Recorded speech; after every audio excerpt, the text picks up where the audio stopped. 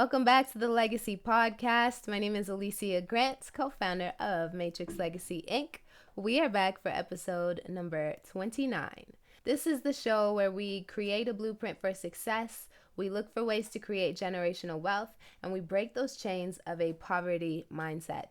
If you are joining us for the first time, thank you so much for being here.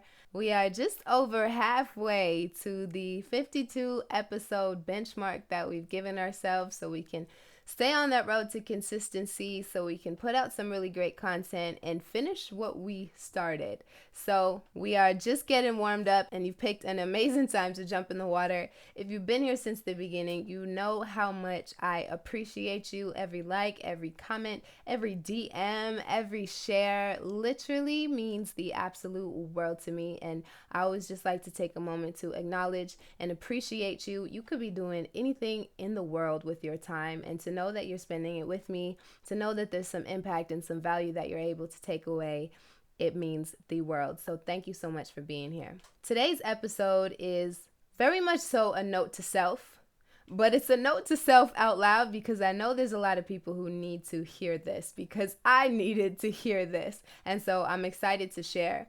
We keep circling back around to the topic of being aware of your environment, being aware of the people who you keep close to you and around you, because that's essentially who you'll become.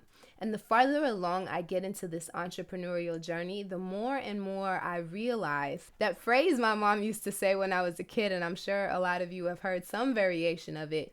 It's, show me your friends and I'll tell you who you are. And what I'm noticing, especially with a lot of my clients, especially with a lot of people who I just speak to on a day-to-day basis, you can right away tell who that person is connected to based on the way that they speak, based on the things that they're doing, based on their aspirations in life. You can tell what kind of circle it is that they have with them. Now, last week we spoke about saving money. And what I've noticed is if you don't have anybody around you talking about saving, talking about building wealth, talking about starting a business, well, then that's not going to happen for you either. It's going to be so much harder for you to make that happen.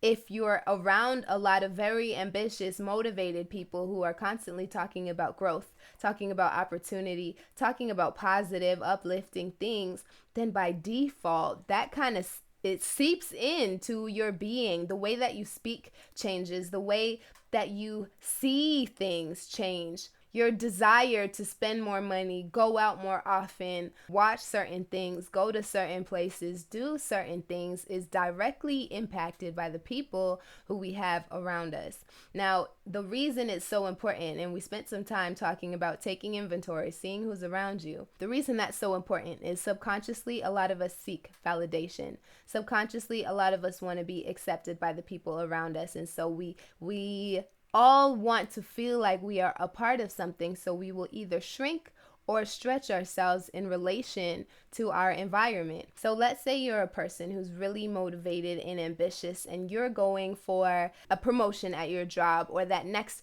financial milestone in your business. If the people around you do not have the same or a similar mindset, you are going to shrink your wins. You are going to shrink the passion. You're going to shrink the spark that's in you, because you don't want to feel like you're bragging to the people around you who are very comfortable where they're at. And it's the same thing the other way around. If you are around a circle of, let's say, overachievers, people who are always constantly pushing the envelope, you are going to start pushing yourself a little farther, because you want to feel like you belong to something. You want to feel like you could run with the best of them, and you want to be a part of it. Whether we like to admit it or not, we all just want to be a part of something. We all want that sense of belonging. And so this is why the individuals around you can oftentimes be the make or break from anything to your emotional strength, your business strength, your financial strength, etc., etc. It all comes down to who are you becoming, and a big part of that is who is around you, who is in your space. Now, I've had to reflect, especially over the past few weeks, and make the conscious decision to completely remove people from my space. Because although I love them, although I know where their heart is, I would constantly feel like I would have to shrink myself or tolerate behaviors that I knew were not acceptable, that I knew were not in any way contributing to the person who I wanted to become, but I would constantly see these people on social media or see them within our social groups and things of that nature. And so the reason I hadn't made the decision to cut them off or to distance myself is because I felt like I had to explain. I felt like I had to give that quote unquote closure and say, hey, here's the reason why I have to step away from you. Until I realized you don't have to explain yourself to anybody. If the decisions that you're making in your life are not damaging or harmful to yourself or the people around you, you don't have to explain anything. You don't have to explain the decisions that you make in business. You don't have to explain the decisions that you make in your relationships. You don't have to explain any of that stuff because it's your life at the end of the day. So you don't need to explain the decisions that you're making to progress your life for yourself and for your family. Now, I'm sure we've all been there where we've had the burden of a conversation or a confrontation that we know that was coming or we were anticipating, and it just takes up so much mental space. It has your stomach in knots. You're thinking about it all the time, running the conversations back and forth in your head, thinking, okay, maybe did I do too much? Is this my fault? Have I done something wrong? How can I fix this? Do I really want to cut this off? And all of that time and energy that you're spending stressing and rethinking and overthinking that situation, that relationship, you're taking away from your creativity. You're taking away from the time that you could have been building a far more valuable relationship that is going to help you to get to the places that you want to be. But you're trying to find a way to explain yourself or translate the meaning of what it is that you're doing and the moves that you're making. So what's happening is you're taking away the impact and the value that you could be adding elsewhere because you're so caught up in trying to explain yourself or feel comfortable or fit in somewhere that you don't belong. Now, if you're in a position where you constantly feel like you've got to explain yourself or you got to move different around somebody or you're constantly walking on eggshells, things of that nature, those are signs of toxic behavior. Those are signs of somebody who is toxic for you. But here's the thing. What you do have to explain to yourself is what role did you play in allowing this type of behavior, these type of conversations, these type of thoughts to play out. For some reason, we get caught up in feeling like just because somebody is a parent, a friend, an authority figure, that we must just accept toxic behavior. We must accept when somebody's intentionally saying or doing things with the intention to stunt our growth because there's something missing in whoever it is that they're trying to become. There's some development that they haven't yet figured out, and so they're taking it out on you, but you didn't do the work on yourself. So your level of self-love, your level of self-confidence, your level of security was strong enough to realize that you don't deserve that. And if we haven't taken those steps to do that work on ourselves, then it's not even that toxic person's fault because you're toxic to yourself. If you're not doing the work on yourself and growing and protecting your energy, protecting your mind, protecting your environment, well, then you are toxic to your own self. Because once that work is done, you don't have the tolerance for abusive, unsupportive, judgmental, limiting behaviors from other people.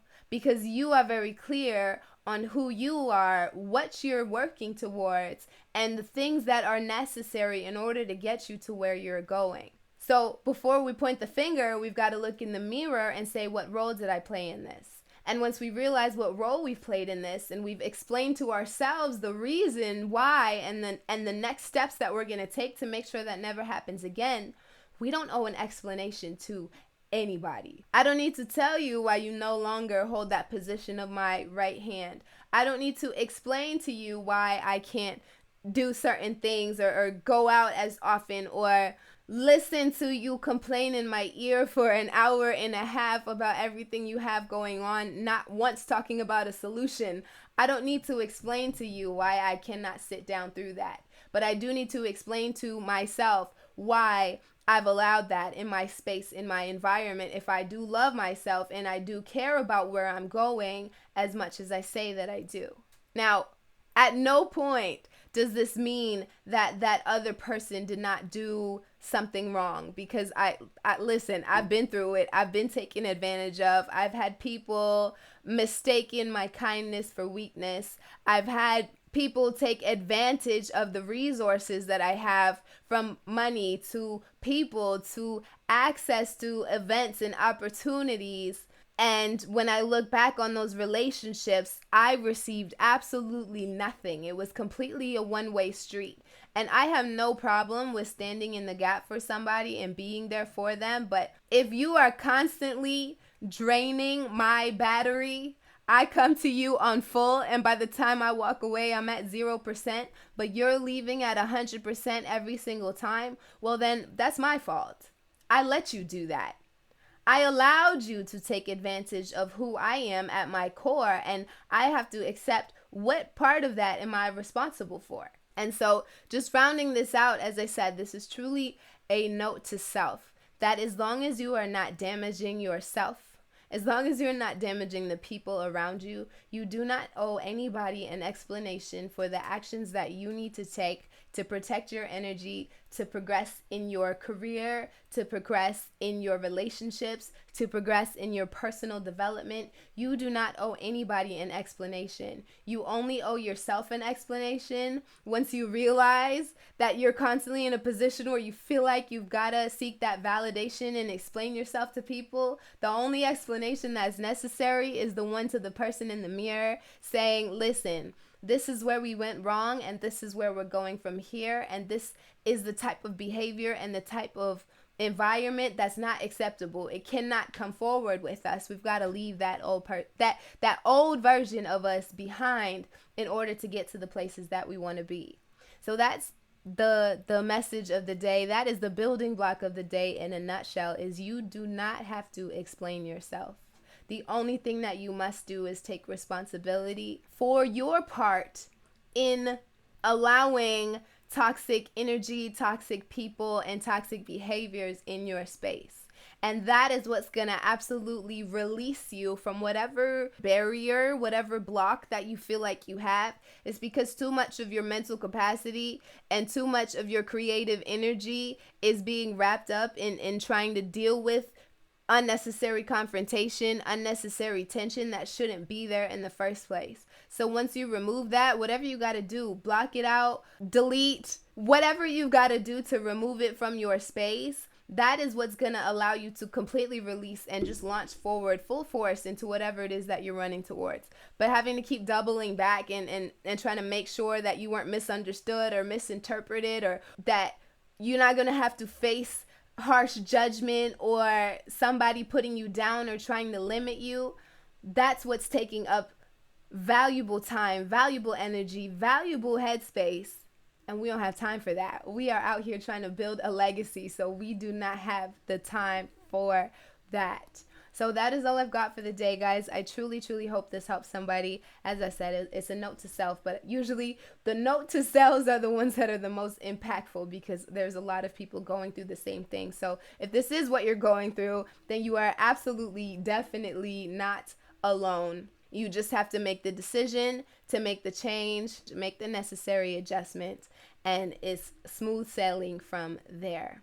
Well, I wouldn't say smooth sailing, but smoother sailing from there. Okay. So if you did enjoy this episode, go ahead and like, comment, subscribe, leave a review, send this to a friend. All of that helps more people receive the same message. I am here every weekend with another building block for success. If you are looking to keep up to date with all of our Matrix Legacy content, you can download the Matrix Legacy app, available in the App Store, and we can stay connected there. So thank you so much for joining me. Until next time, let's build a legacy.